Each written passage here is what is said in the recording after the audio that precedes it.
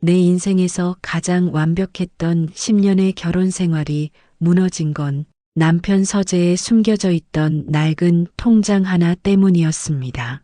저는 경기도 용인에 사는 40대 이재희라고 합니다. 제 인생에서 기억하고 싶지 않은 3년 전 겪었던 이야기를 여러분께 들려드리려 합니다.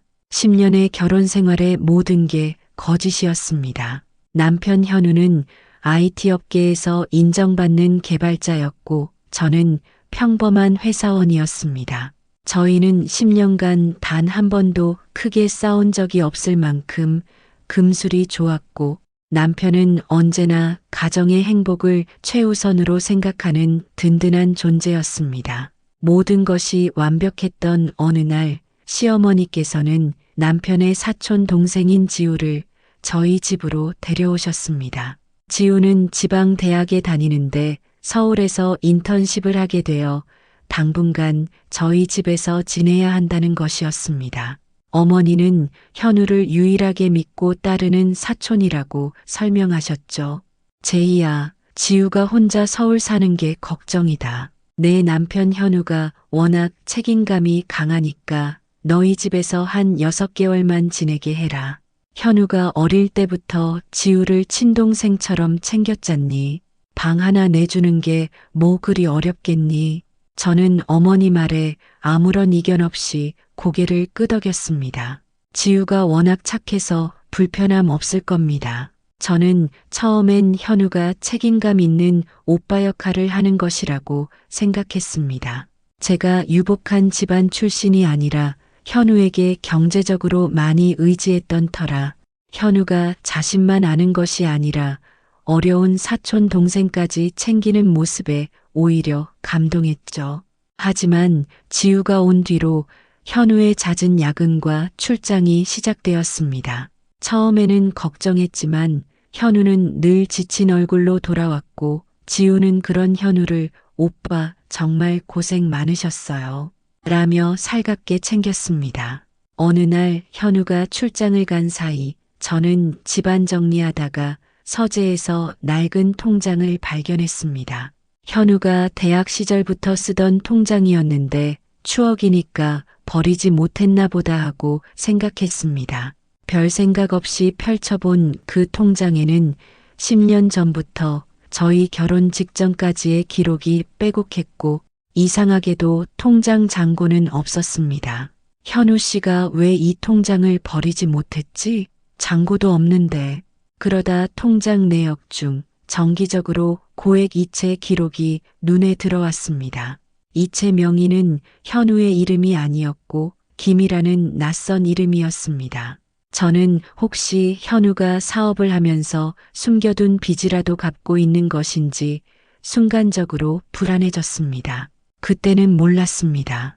그 낯선 이름 김이 모든 것을 무너뜨릴 줄 몰랐었고 제 인생을 송두리째 뒤흔들 돈의 그림자라는 것을요. 낯선 이름 김과 정기적인 고액 이체 기록은 제 마음속에 작은 균열을 만들었습니다. 현우에게 직접 물어보려 했지만 10년간 쌓아온 신뢰가 차마 입을 열지 못하게 막았죠.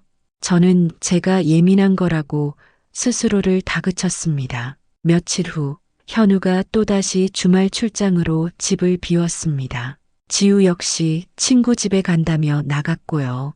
저는 현우의 서랍을 조심스럽게 뒤졌습니다. 낡은 통장에 대한 해답을 찾고 싶었습니다. 그 어떤 것도 찾지 못하고 절망하던 그때 현우가 출장 시 자주 사용하던 낡은 보조 배터리가 눈에 들어왔습니다. 보통 보조 배터리는 충전선만 연결하는데 이 배터리에는 작은 SD 카드가 꽂혀 있었습니다. 호기심에 컴퓨터에 연결해서 열어보니 여행이라는 파일명이 있었습니다. 손이 떨리고 불안했지만 안방으로 가져와 노트북에 카드를 연결하고 파일을 열었습니다. 파일 안에는 2년 전부터 현우가 출장 간다고 했던 날짜마다 촬영된 수많은 사진과 영상이 있었습니다. 사진 속에는 현우와 지우가 함께 웃고 있었습니다. 단순한 남매나 사촌지간의 다정한 모습이 아니었습니다. 커플룩을 입고 호텔 침대에 나란히 누워 찍은 셀카, 그리고 누가 봐도 연인 사이의 스킨십이 담긴 영상들이었습니다. 아니야. 그럴 리가 없어. 지우는 사촌 동생인데. 숨이 턱 막히는 고통 속에서 저는 사진의 배경에 집중했습니다. 사진 속 호텔 로비와 방의 구조가 어딘가 익숙했습니다. 곧 깨달았습니다. 현우가 저와 함께 갔던 결혼 기념일에 갔던 여행지였습니다. 현우는 출장 핑계를 대고 저와 함께했던 장소에서 지우와 시간을 보냈던 겁니다. 분노가 머리끝까지 치올랐습니다. 이들이 나를 속인 것도 모자라 내 추억까지 더럽혔다는 사실이 저를 더 분노하게 만들었습니다. 저는 그제야 낡은 통장의 김이라는 이름이 떠올랐습니다. 김지우의 이름은 가짜였고 진짜 이름은 최지우였습니다. 제가 알던 사촌 동생의 성은 최 씨였는데 왜 통장의 이체 명의는 김 씨였을까요?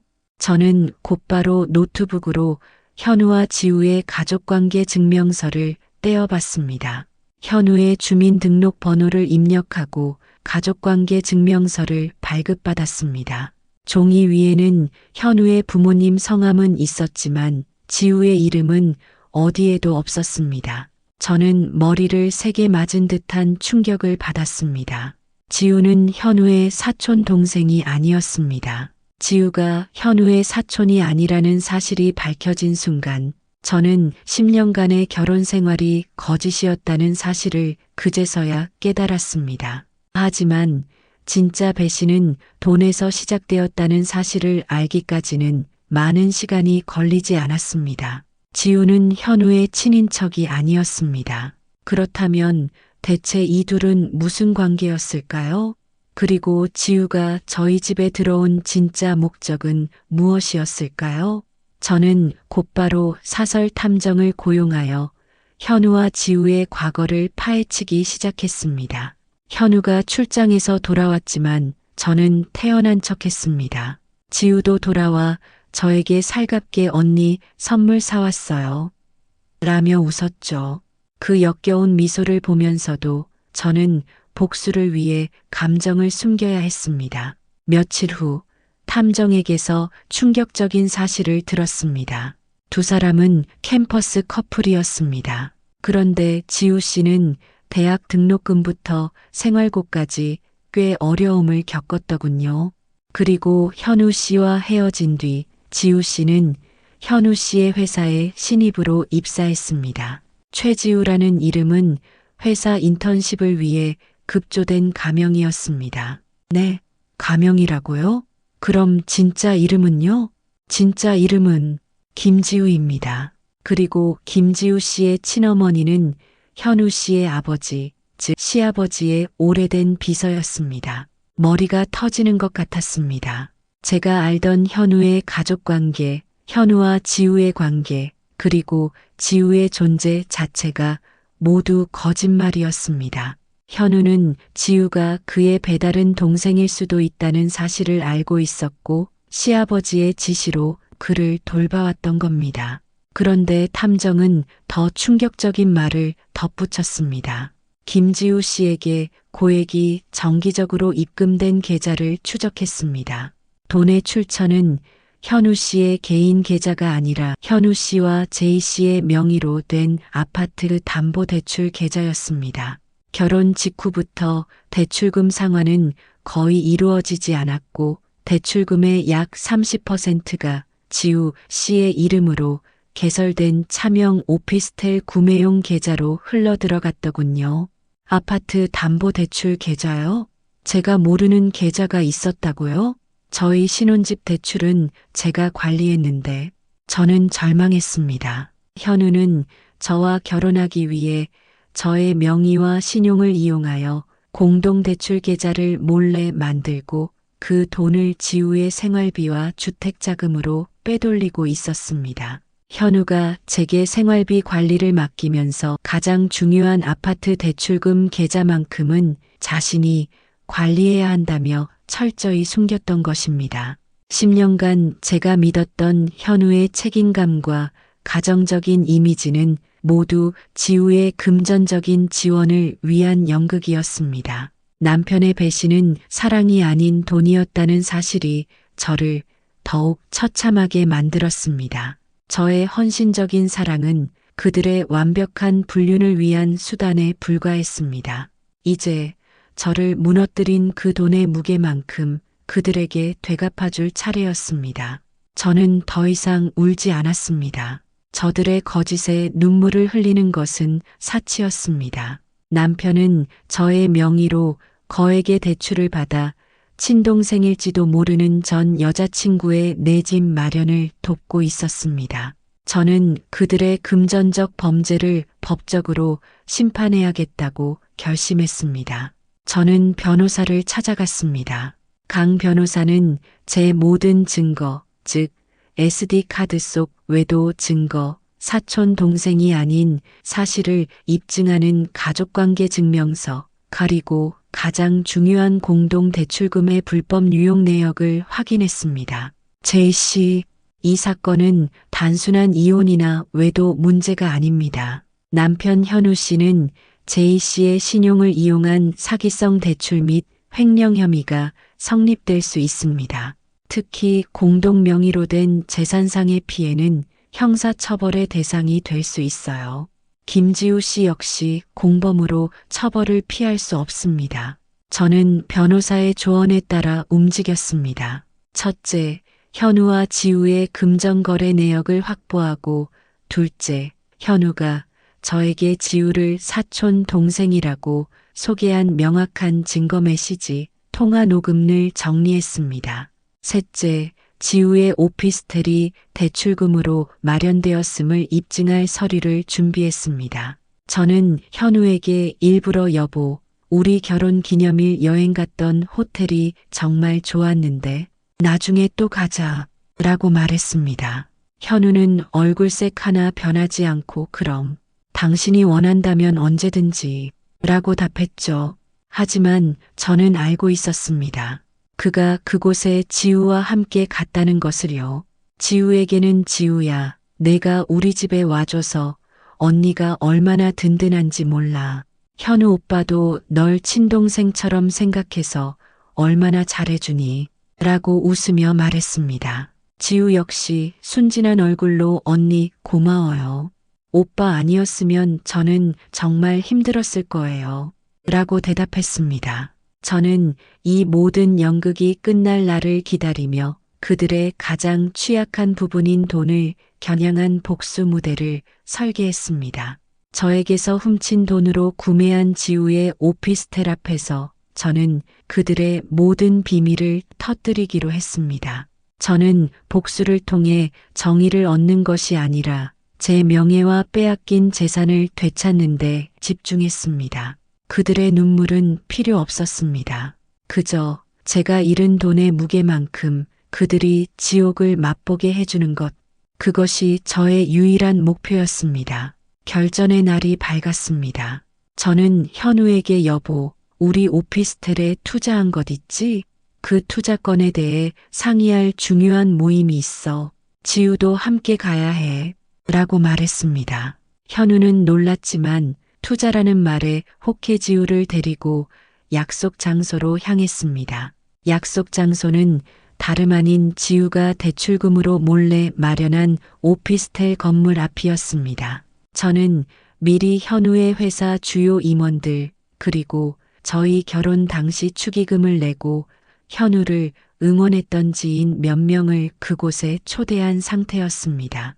현우와 지우는 수많은 사람들이 자신들을 기다리고 있는 모습에 당황했습니다. 제이 씨, 이게 무슨 짓이야? 투자 모임이라더니 여기는 지우가 사는 오피스텔 앞이잖아. 당신 지인들도 왜 온 거야? 저는 미소를 지으며 현우와 지우의 팔을 잡고 말했습니다. 놀라지 마세요. 이분들은 오늘 저희 부부의 가장 중요한 금전적 투자의 결과를 함께 보러 오신 손님들이니까요. 특히 지우 씨에게는 아주 특별한 선물입니다. 저는 준비한 프로젝터를 켜서 오피스텔 건물 외벽에 화면을 비추었습니다. 첫 번째 화면에는 현우와 지우가 호텔 침대에 누워 찍은 사진들이 떴습니다. 지인들은 충격에 술렁였고 현우와 지우는 얼굴이 창백해졌습니다.